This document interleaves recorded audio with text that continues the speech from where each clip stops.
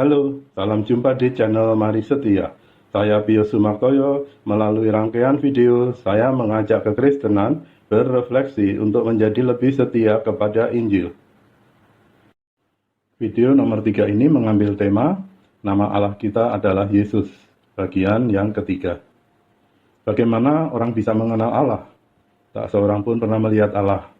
Pikiran manusia tidak akan mampu menjangkau sampai kepada mengenal Allah. Solusinya, untuk bisa mengenal satu-satunya Allah yang benar itu, kita harus mau membaca Injil. Allah sendiri melalui Injilnya akan menuntun kita menemukan. Yohanes bab 1 ayat 18 adalah suatu petunjuk awal. Tidak seorang pun yang pernah melihat Allah, tetapi anak tunggal Allah yang ada di pangkuan Bapa, dialah yang menyatakannya. Mari perhatikan. Anak tunggal Allah, yaitu Tuhan Yesus, telah membuat Allah yang tidak kelihatan menjadi Allah yang nyata bagi manusia, sehingga orang bisa mengenal Allah. Semudah itukah? Bagi orang yang mengimani, jawabannya adalah ya. Bagi yang ragu, perjalanan masih berlanjut. Mari kita lihat ayat perikop pemberitahuan tentang kelahiran Yesus yang tercatat dalam Lukas bab 1 ayat 31. Sesungguhnya engkau akan mengandung dan akan melahirkan seorang anak laki-laki, dan hendaklah engkau menamai dia Yesus. Menyimak kutipan tadi, siapa yang berkehendak untuk menamai dia Yesus? Malaikat itukah? Malaikat adalah utusan yang tugasnya menyampaikan kehendak Allah.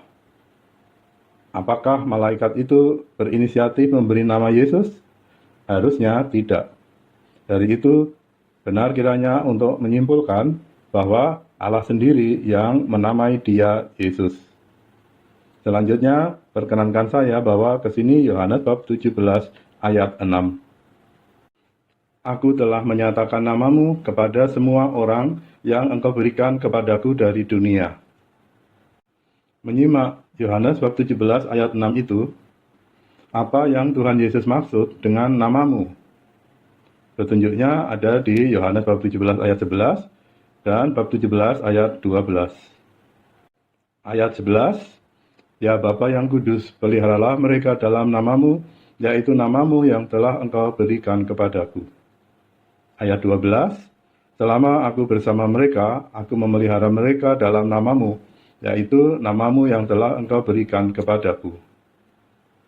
Menyimak 3 kutipan tadi, Yohanes bab 17 ayat 6 bisa menuntun kepada tafsir bahwa namamu adalah Bapa, sebab banyak kali Tuhan Yesus menyebut Bapa. Tetapi tafsir itu sepertinya kurang tepat, sebab Yohanes bab 17 ayat 11 dan ayat 12 menyebutkan namamu yang telah engkau berikan kepadaku. Dari itu, 3 ayat tersebut, yaitu Yohanes bab 17 ayat 6, ayat 11, ayat 12, sangat jelas menunjuk kepada satu nama, yaitu Yesus. Kemudian, mari membawa ke sini Lukas bab 1 ayat 31, di mana tercatat, hendaklah engkau menamai dia Yesus. Karena nama Yesus adalah nama yang diberikan oleh Bapa, maka saya dengan gembira mengungkapkan di sini, orang Kristen harus bergembira karena boleh mengenal Allah dan juga mengenal namanya, yaitu Yesus. Yesus atau Yosua atau penyelamat. Nama itu mengandung makna, Allah kita adalah penyelamat kita. Kini kita telah mengenal namanya. Selanjutnya, mari perhatikan apa yang menjadi kehendaknya. Apa yang Tuhan Yesus ajarkan tentang jalan masuk ke dalam kerajaan surga? Di Matius bab 7 ayat 21, Tuhan Yesus mengajarkan, bukan setiap orang yang berseru kepadaku, Tuhan, Tuhan, akan masuk ke dalam kerajaan surga, melainkan dia yang melakukan kehendak Bapa-Ku yang di surga. Menyimak kutipan tadi, pantas bagi kita untuk bertanya, apa yang menjadi kehendak Bapa? Sungguh bisakah kita mengetahui kehendak Bapa?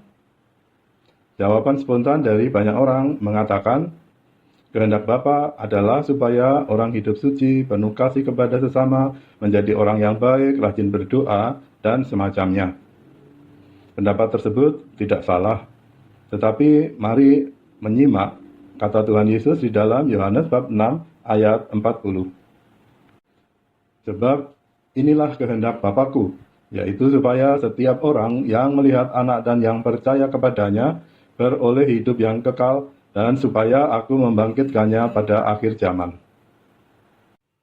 Perhatikan, inilah kehendak Bapa-Ku. Tidakkah ini merupakan definisi atau pesan penting tentang kehendak Bapa? Ya, benar. Inilah pesan penting itu, supaya setiap orang beroleh hidup yang kekal dengan cara percaya kepada Anak. Kita masih akan mendalami hal-hal lain pada topik atau tema yang berbeda. Sekian dan terima kasih telah menyimak. Jangan lupa subscribe untuk menerima info video lanjutan. Silahkan share untuk ikut mewartakan Injil kepada lebih banyak orang. Tuhan Yesus memberkati.